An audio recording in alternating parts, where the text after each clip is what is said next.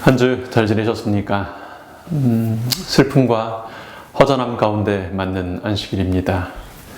우리 지난주 금요일 오후 응급실에 입원하셨던 조일전 집사님께서 어제 목요일 오전 8시 47분경에 깊은 쉼에 들어가셨습니다. 주님 오시는 그날 영광의 아침에 썩지 않고 병들지 않을 영광의 몸으로 깨우실 그때 우리 이제 다시 만나게 될 것입니다. 마지막 몇 날 병상에서 함께 예배드리며 보내는 시간들을 통해 준비된 재림 성도의 마지막이 얼마나 평온하고 아름다울 수 있는가를 보게 되었습니다. 우리 박상호 장로님, 박희도 성도님, 윤성인 집사님, 우리 태연이, 세연이, 그리고 가족처럼 가까이 지내오신 믿음의 가족들 모두에게 하나님의 위로하심과 재림의 소망이 힘이 되는 안식일이기를 기도합니다. 우리 요한계시록에는 4개의 seven signs, 그러니까 7에 관한 계시들이 4가지가 나오는데요. 그 중에 3개의 계시는 역사적인 계시를 다루는 전반부 14장 이전에 기록이 되어 있습니다. 첫 번째 7계시는 7교회 계시였고요. 예수님 승천 이후부터 재림까지의 교회 역사를 계시하고 있습니다. 두 번째 7계시가 이제 7인의 계시인데 복음에 대한 교회의 반응과 그 교회가 세상에서 어떻게 지내게 되는지를 계시하는 세속사적 교회사의 계시였습니다. 세 번째 7계시는 7 나팔 계시로 역시 예수님 승천 이후부터 재림까지의 시대를 계시하고 있고요. 마지막 7계시는 7 재앙 계시로 재림 직전에 인치는 사업이 마친 이후에 내릴 재앙들을 보여주고 있습니다. 각 계시는 도입부 계시를 통하여 소개가 되고요. 우리는 이런 계시들을 통하여 그리스도이신 예수님을 자세히 알게 됩니다. 그래서 이 책을 예수 그리스도의 계시라고 소개하시는 것입니다. 여러분, 계시록에는 666도 나오고요, 짐승이 나오고요, 아마겟돈이 나오고요, 이런 것들이 나오지만 그것이 주 목적이 아닌 것입니다. 어린 양 예수님을 소개하는 책이며 예수님을 만나게 하는 책입니다. 그렇게 예수님 만나는데 방해가 되는 사단의 전략들을 소개하는 것이 이제 그런 것들인데, 그 부분들에 사로잡혀서 계시록은 어렵다, 이거 위험하다, 이렇게 포기하지 않게 되시기를 바랍니다. 우리는 지난 시간에 7인의 전반적인 내용을 계시록 6장을 통해 살폈습니다. 그런데 이제 6째 인까지 소개한 6장 뒤에 7째 인이 연결되지 않고요, 8장에 가서야 7째 인이 나오는 것을 우리 지난 시간에 살폈습니다. 그리고 그 사이 6장과 8장 그 사이 7장 전체를 통해 하나님의 인치는 사업, 또 인침받은 14만 4천인, 그리고 흰옷을 입은 큰 무리에 대한 소개가 나옵니다. 여러분, 말을 하다 말고 다른 얘기하면 헛갈리지 않습니까? 왜 갑자기 인을 떼시다 말고 인침과 14만 4천인의 계시를 보여주셨을까요? 그 이유는요, 6째 인을 떼실 때 땅의 임금들과 왕족들과 장군들과 부자들과 강한 자들과 각 종과 자주자들이 바위 틈에서 산 아래에서 숨어서 했던 질문 때문입니다. 요한계시록은 의로우신 하나님, 그리고 하나님의 공의의 심판을 보여주는 책인데요, 근데 멸망을 받을 사람들이 질문을 하는 겁니다. 이런 질문이 있죠. 우리 요한계시록 6장 16절과 17절요. 산과 바위에게 이르되 우리 위에 떨어져 보좌에 앉으신 이의 나체서와 어린 양의 진노에서 우리를 가리우라. 17절입니다. 그들의 진노의 큰 날이 이르렀으니 누가 능히 서리요 하더라. 보좌에 앉으신 이와 어린 양께서 태양빛도 감히 비교할 수 없는 영광의 빛을 발하고 계십니다. 여러분, 모세의 얼굴에 잠깐 빛이 반사됐을 때 이스라엘 백성들이 그 얼굴을 쳐다볼 수 없어서 가렸지 않습니까? 그런데 이제 하나님께서 직접 나타나시는 것입니다. 죄인들이 그 영광의 빛을 감당할 수가 없어서 산과 바위에게 내 위에 떨어져서 그 빛을 가리워달라고 애원하면서 묻는 것입니다. 그들의 진노의 큰 날이 이르렀으니 누가 능히 서리요? 공포에 잠긴 사람들의 질문입니다. 절망에 사로잡힌 사람들의 질문이지요. 참으로 중요한 것에 무관심하게 살던 사람들의 질문입니다. 아니요, 또 중요한 것에 관심이 있었는지 모르지만 잘못된 방법으로 답을 찾다가 지친 사람들의 부르짖음입니다. 누가 능히 서리요? 여러분, 왜 이런 질문을 하게 됩니까? 여러분, 이 말이 무엇을 암시하는 말입니까? 누가 능히 서리요? 누가 능히 설 수 있는가? 보좌에 앉으신 하나님의 빛이 저렇게 밝은데 그 앞에 설 수 있는 사람이 있기는 한 것인가? 어린 양의 표준이 저렇게 높은데 하나님 앞에 설 수 있는 사람이 있을 수 있단 말인가? 불가능하다. 어렵다. 여러분, 누가 이런 말을 합니까? 누가 이런 절망의 표현을 할까요? 누가 이런 부정적인 이야기를 하는 걸까요? 제7일 안식일을 지키지 않는 사람들입니까? 교회에 안 다니는 사람들만 그런 얘기 할까요? 여러분, 우리는 이 질문을 곰곰이 생각해 볼 필요가 있습니다. 혹 나의 입술에 그런 부정적인 말이 있지 않는지요? 여러분, 내 마음이 그렇지 않으면 좋은데 혹 내 마음속에 쉽지 않다는 마음이 있다면 우리는 지금 이 질문들을 심각하게 생각해 보아야 하는 것입니다. 지금은 은혜 받을 만한 때요. 아직 지금은 구원의 날입니다. 아직 은혜의 시간이 남아있는 오늘요. 이 질문하는 사람이 혹 내가 아닌지 살펴봐야 하는 것입니다. 그런 질문이 내 마음에 있다면, 그런 불안함과 불확신함이 내 말 중에 있다면 그런 말을 할 수밖에 없는 나의 삶과 나의 신앙을 돌아보아야 하는 것입니다. 그렇다고 마음에 믿어지지도 않고 동의하지도 않는데 말로만 믿습니다, 괜찮을 겁니다 라고 말하는 것은 더 위험한 일이죠. 분명히 근거가 있어야 합니다. 위기의 때에 근거도 없이 평안하다, 안전하다고 자신을 속이는 것은 정말 위험한 일이죠. 사실 이 재림 직전의 때를 라오디게아 교회 시대라고 하고요. 곤고하고 가련하고 가난하고 눈멀고 벌거벗은 것을 알지 못하는 시기라고 하나님은 진단하셨습니다. 나는 부자라 부요하여 부족한 것이 없다고 거짓된 자신감이 넘치는 시대라고요. 그런데 거짓말이거든요. 근거가 없잖아요. 그래서 문득 성령께서 마음을 비추실 때 그렇게 부르짖게 되는 겁니다. 누가 능히 서리요? 여러분, 이 질문은 하나님을 거절하고 의도적으로 하나님에게서 떠나 살던 사람들의 질문입니다. 그러나 슬프게도 하나님을 믿는다고 하면서도 마음이 굳어져서 자신을 속이는 사람들이 할 질문이기도 합니다. 하나님 주시는 구원을 받아들이지 않는 사람들이 하게 될 질문이기도 하고요. 여러분, 이런 저런 이유로 마음에 이런 종류의 불확실함과 불안함이 있으십니까? 그렇다면 요한계시록 7장을 주의 깊게 읽고 또 읽으시게 되기를 바랍니다.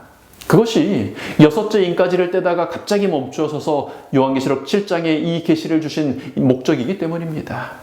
7째 인을 떼시기 전에 하나님의 인 치시는 일을 하시고 14만 4천인과 흰옷 입은 큰 무리를 소개하시는 이유이기 때문입니다.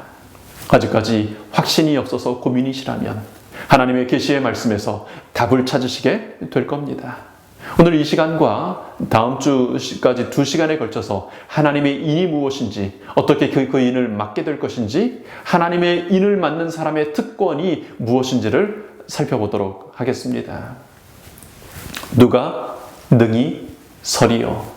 설 수 있는 사람이 있겠는가? 안 된다, 불가능하다, 이렇게 부르짖는 사람들의 도전에 하나님은 이런 장면을 보여주심으로 답하십니다. 우리 요한계시록 7장 9절의 말씀을 보시지요. 이 일 후에 내가 보니 각 나라와 족속과 백성과 방언에서 아무라도 능히 셀 수 없는 큰 무리가 흰 옷을 입고 손에 종려 가지를 들고 보좌 앞과 어린 양 앞에 서서, 여러분, 각 나라와 족속과 백성과 방언에서 아무라도 능히 셀 수 없을 만큼 아주 큰 무리가, 많은 사람들이 흰 옷을 입고서 어디에 서 있습니까? 보좌 앞과 어린 양 앞에 서 있습니다. 여러분, 하나님의 보좌 앞에는요, 어린 양 예수님 앞에는요, 각 나라와 족속과 백성과 방언에서 나온 수많은 셀 수 없이 많은 큰 무리가 흰 옷을 입고 그 앞에 서 있는 것입니다. 그게 전부가 아니지요. 우리 15절, 17절 말씀 보시죠. 그러므로 그들이 하나님 보좌 앞에 있고 또 그의 성전에서 밤낮 하나님을 섬김에 보좌에 앉으시니까 그들 위에 장막을 치시리니 17절요. 이는 보좌 가운데 계신 어린 양이 저희의 목자가 되사 생명수 샘으로 인도하시고 하나님께서 저희 눈에서 모든 눈물을 씻어 주실 것임이라. 여러분, 그 보좌 앞에는 설 수 없다. 하나님 앞에는, 어린 양 앞에는 설 수가 없다고 부르짖는 사람들의 부르짖음과 달리요, 어린 양께서 저희의 목자가 되시는 셀 수 없이 많은 사람들이 있다는 것입니다. 그 거룩한 하나님의 보좌 앞, 하나님의 성전에서 밤낮 하나님을 친근히 섬기게 될 사람들이 있다는 것입니다. 그들은 목자 되신 어린 양 예수님을 따라 생명수 샘으로 나아가서 마시고요, 하나님께서 그 모든 눈물을 씻어 주시는 것입니다. 여러분, 누가 능히 서리요 가능이나 할까? 그렇게 되면 참 좋겠지만 내가 진짜 하나님 앞에 설 수 있을까 하는 의문이 혹 우리 마음에 있다면요, 이제 하나님의 계시를 펼치시게 되기를 바랍니다. 반면에 근거 없는 자신감으로 주여 주여 하면서 살다가 마지막 날에 그 자리에 서게 될 위험이 있다고 생각되신다면요, 이 계시의 말씀을 읽고 듣고 그 가운데 기록된 것들을 지키시게 되기를 바랍니다. 여러분, 이제 구체적으로 하나님께서 어떻게 구원을 인치는 그 사업을 가능하게 하시는지 살펴보겠습니다. 여러분, 누가 능히 서리요 하는 질문에 공의로우신 하나님께서 내 앞에 서게 될 사람들은 이런 사람들이야, 이걸 보여주는 게 요한계시록 이 7장의 계시입니다. 그러니까 이 계시를 잘 이해하고 그렇게 살면, 계시의 말씀을 따라 살면 우리는 셀 수 없는 그 무리에 함께 하게 되는 것입니다. 여러분, 하나님께서 어떻게 이 일을 이루실까? 어떻게 가능하게 하실까? 우리 함께 좀 살펴보시겠습니다. 우리 요한계시록 7장 1절 말씀요. 이 일 후에 내가 내 천사가 땅 네 모퉁이에 선 것을 보니 땅의 사방에 바람을 붙잡아 바람으로 하여금 땅에나 바다에나 각종 나무에 불지 못하게 하더라. 여러분, 여기 네 천사가 등장을 하는데요, 이 천사들은 땅의 사방의 바람을 붙잡고 있는 천사들입니다. 요한계시록은 구약성경과 신약성경 전반에서, 특별히 구약성경에서 인용된 내용으로 기록되었다는 것을 우리 첫 번째 시간에 함께 살폈습니다. 그러니까 요한계시록을 우리가 이해를 하려면 성경에서 그것이 무엇을 의미했었는지를 살펴보면 엉뚱한 결론, 해석에 도달하지 않을 수 있는 것입니다. 여기 천사가 바람을 붙잡고 있다고 했는데요, 성경, 특별히 예언적인 배경에서 그 바람은 전쟁, 파괴, 난리의 고난, 이런 것들을 뜻합니다. 그런 표현들이 성경에 몇 번 언급이 되는데 그 중에 하나는 이사야 21장에 기록되어 있습니다. 1절 말씀이지요. 해변 광야에 관한 경고라. 적병이 광야에서 두려운 땅에서 남방 회리 바람같이 몰려왔도다. 여기서 바람은 몰려오는 적의 병사들을 통해 일어나는 전쟁, 파괴, 그로 인한 난리와 고난들을 상징하는 것입니다. 땅 사방에서요, 전쟁이나 파괴, 난리의 어지러움이 있을 것입니다. 여러분, 그 범위가 어떻게 된다고요? 땅 네 모퉁이, 동, 서, 남, 북, 사방 모든 곳이요, 전 지구적인 재앙과 재난이 있을 것이라는 것입니다. 그런데 그 파괴적인 재앙이 네 천사에 의하여 일정 기간 붙잡혀 있어서 어느 시간까지는 고요하고 평온합니다. 여러분, 그 잠시 멈추어져 있는 시간은 그 평안의 때는 목적이 있는데요. 이어지는 2절과 3절 말씀 보시죠. 또 봄에 다른 천사가 살아계신 하나님의 인을 가지고 해에 돋는 데로부터 올라와서 땅과 바다를 해롭게 할 권세를 얻은 네 천사를 향하여 큰 소리로 외쳐 가로되 우리가 우리 하나님의 종들의 이마에 인치기까지 땅이나 바다나 나무나 해하지 말라 하더라. 여러분, 여기 바람을 붙잡아서 평안의 시기를 주시는 목적이 뭐라고요? 하나님의 종들의 이마에 인을 치기까지, 그러니까 인을 치기 위해서라는 것입니다. 그런데요, 이 바람을 붙잡은 천사, 온 땅에 전쟁과 파괴와 난리의 고난을 가져오는 이 천사가 능력을 행사할 수 있는 대상이 정해져 있습니다. 그럼 여러분 2절에 보시니까 바람이 불어서 해롭게 하는 권세를 가진 그 대상이 뭡니까? 땅과 바다예요. 근데 여기 1절에서는 땅에나 바다에나 각종 나무에 불지 못하게 했거든요. 무엇이 빠졌습니까? 3절을 다시 보시죠. 무엇을 해야지 말라고 그래요? 땅이나 바다나 나무를요. 그러니까 정리해보면 바람으로 해야 하는 천사는 땅과 바다에 대해서는 해야 할 권세가 있지만 나무는 해야 할 권세가 없습니다.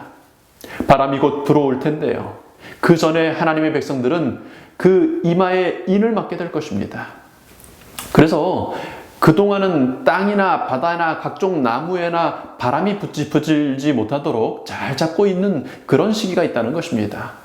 그리고 하나님의 백성들의 이마에 인치는 일을 마치고 나면 이제 천사들은 드디어 그 바람을 놓을 것이고 그 땅에나 바다에 바람이 불어올 것입니다. 그런데 여전히 바람이 세차게 부는 그 동안에도 나무는 바람의 피해를 입지 않고 보호되는 것입니다. 아니 어떻게 그러죠? 여기 왜 나무는 바람의 해를 피하게 되는 것일까요? 여러분 나무가 뭘까요? 그럼 같은 내용의 말씀이 9장에도 나옵니다. 여기 9장에 보시면 나무가 무엇을 상징하는지를 우리가 확인할 수 있습니다. 요한계시록 9장 4절 말씀이죠.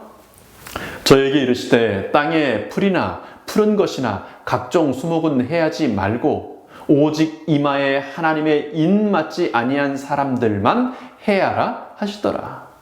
여러분 여기 보니까 두 부류의 사람들, 두 종류가 나옵니다. 한 부류는요, 이마에 하나님의 인을 맞지 않은 사람들입니다.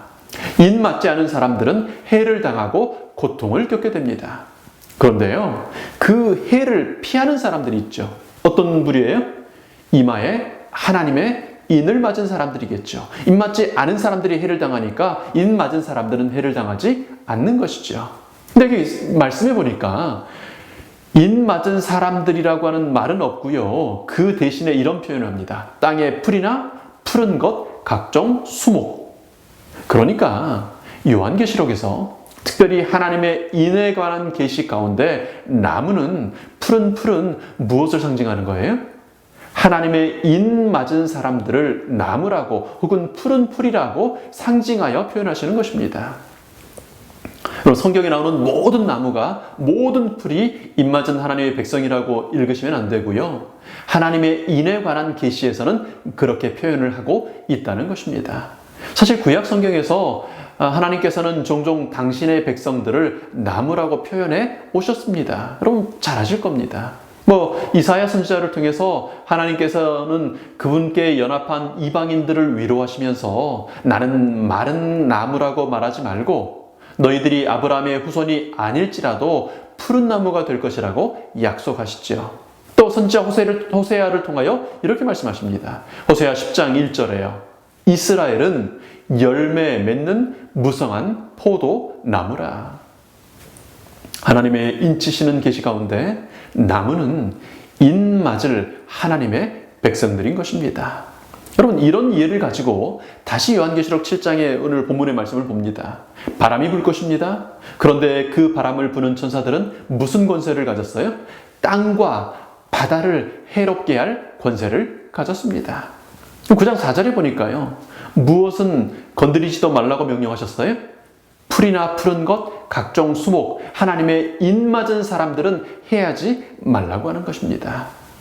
하나님께서는 지금 우리에게 평안의 때를 허락하고 계십니다. 여러분 이 평안의 때의 목적이 뭡니까? 돈 더 모으고 더 많은 것, 더 좋은 것을 사고 내 것들을 챙기라고 주시는 그런 시간일까요? 아니지요.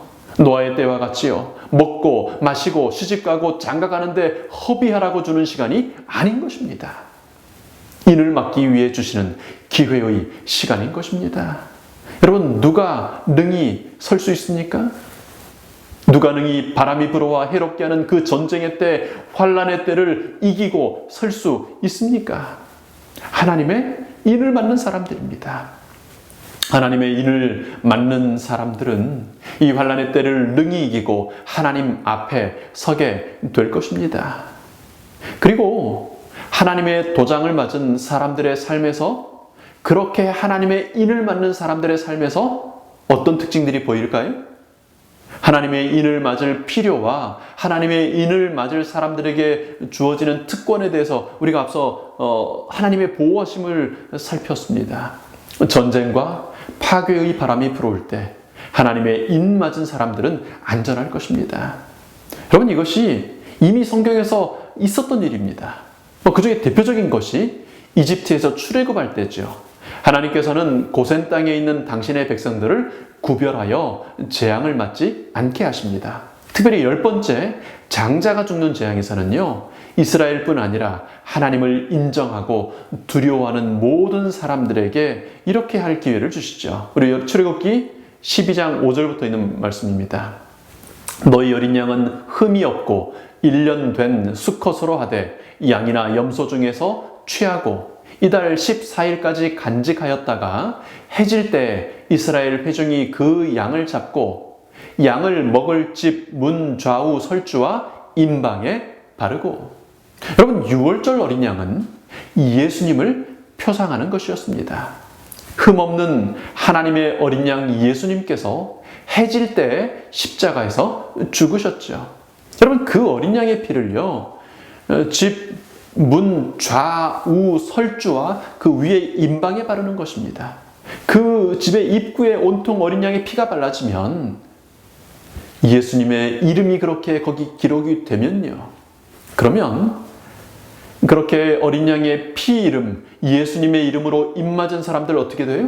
여러분, 13절, 출애굽기 12장 13절 말씀 보십니다. 내가 애굽 땅을 칠 때에 그 피가 너희의 거하는 집에 있어서 너희를 위하여 표적이 될지라. 내가 피를 볼 때 너희를 넘어가리니 재앙이 너희에게 내려 멸하지 아니하리라. 여러분, 어린 양 피, 그 이는요, 표적이 되는 것입니다. 멸하지 않을 표적, 구원받을 표적이 되는 것입니다. 하나님께서는 시대마다 당신의 백성들에게 표적을 줘 오셨습니다. 하나님의 백성들의 이마에 인을 쳐 오신 것입니다. 구약의 이스라엘 백성들에게는요, 할례를 주셨어요. 그래서 할례를 행함으로 당신의 백성된 표적을 주시고 구별하셨습니다. 내가 하나님의 백성이라는 것을 그 몸의 표적으로, 인으로 가지게 하신 것입니다. 하나님의 소유된 사람이라는 것이요, 이 죄의 세상에서 하나님을 왕으로 모시는 사람이라는 표시가 되는 것입니다. 그래서 하나님은 당연히 당신의 백성된 그 사람들을 보호하실 의무가 있고 그럴 권리가 있는 것입니다. 그 하나님의 보호하심이 종말 시대, 이제 마지막 바람이 부는 때라도 변함없이 제공된다는 것입니다. 계시록 14장 1절은 이렇게 약속하죠.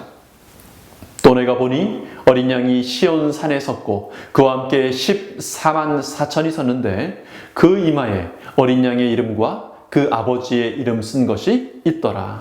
인을 맞는다는 것은 이름이 새겨지는 것입니다. 하나님의 인을 맞는다는 것은 하나님의 이름이 새겨지는 것이죠. 반면에 사단의 인, 사단의 표를 받는다는 것은 사단의 이름이 그 이마에나 오른손에 새겨지게 되는 것이겠지요. 여러분, 지금은 인 맞는 때입니다. 하나님께서는 우리에게 이렇게 호소하십니다. 아모스 4장 12절에요. 그러므로 이스라엘아, 내가 이와 같이 내게 행하리라. 내가 이것을 내게 행하리니 이스라엘아, 내 하나님 만나기를 예비하라. 내 하나님 만나기를 예비하라. 여러분, 어떻게 예비합니까? 무엇을 통해서요? 하나님의 인을 맞음으로요. 여러분, 우리는 어떻게든, 이 땅에 사는 모든 사람들은 어떻게든 한 번은 하나님을 만나게 됩니다. 여러분, 좋든 싫든 상관없어요. 내가 준비되었든 준비되지 않았든 그 선택의 여지가 없습니다. 한 번은 반드시 하나님 앞에 서게 될 것입니다. 기쁨으로, 그 보좌 앞에 서서 하나님을 찬양하며 즐거움으로 어린 양을 만날 수도 있고요. 산과 바위에게 빌면서 두려움과 공포로 만날 수도 있습니다. 네, 하나님 만나기를 예비하라는 부르심에 응답하시게 되기를 바랍니다. 여러분, 하나님의 인을 맡기 위해 시간을 내시고 여러분 마음을 쏟으시게 되기를 바랍니다. 간절히 찾고 찾으면 만나리라는 약속의 말씀을 의지하여 하나님의 인 맡기를 구하시고 또 구하시게 되기를 바랍니다. 여러분, 그래서 하나님의 인 맞는 사람들이 되시기를 축원합니다. 야곱이 야복 강가에 있었습니다. 자기를 죽이겠다고 쫓아온 형과 그의 400명의 군사들이 몰려오고 있다는 소식을 듣습니다. 그런데 거기 야곱은 그날 밤 그의 가족들을 모으고 그 중에 남자 종들을 모으고 군대를 형성하고 이렇게 저렇게 하는 대신에 온 가족들을 다 보내고 나서 홀로 하나님 앞에 섭니다. 하나님의 이름을 부르며 하나님의 능력을 의지하여 하나님만 의지하기로 선택합니다. 그날 밤 하나님과 밤새 씨름을 하고 이제 동이 터오르는 그 새벽 씨름하던 하나님의 은혜를 구하지요. 그럴 때 하나님께서 그에게 이름을 물으시고요. 그에게 새 이름 이스라엘이라는 새 이름을 주십니다. 하나님의 이름이든 하나님과 겨루어 이겼다라고 하는 하나님의 이름이든 하나님의 이름을 속이는 자 야곱에게 새로운 이름으로 허락하십니다. 여러분, 이제 우리 야곱의 환난의 시간을 겪게 될 것입니다. 선지자 예언의 말씀에 따라 우리가 이제 예수님의 재림 전에 큰 환난을 겪게 될 것인데 그것을 야곱의 환난의 때라고 이야기합니다. 누가 그 야곱의 환난의 때를 이길 수 있습니까?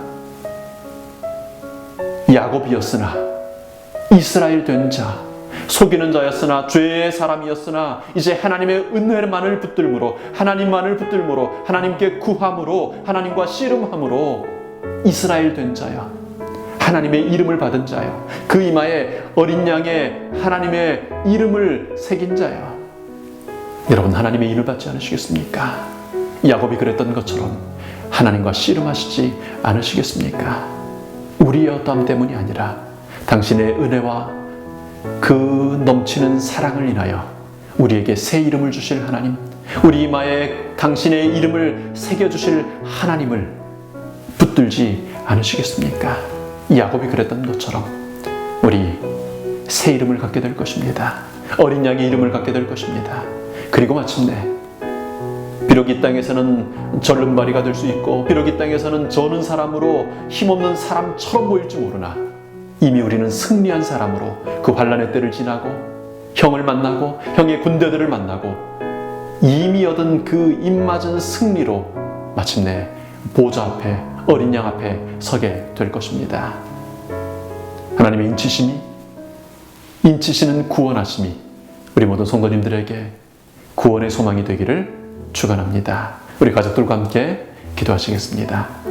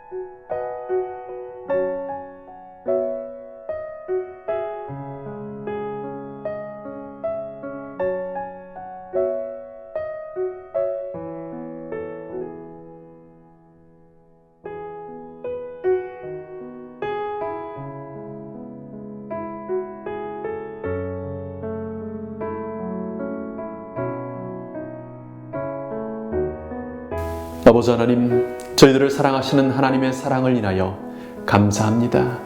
저희들을 향하신 하나님의 은혜를 인하여 감사합니다.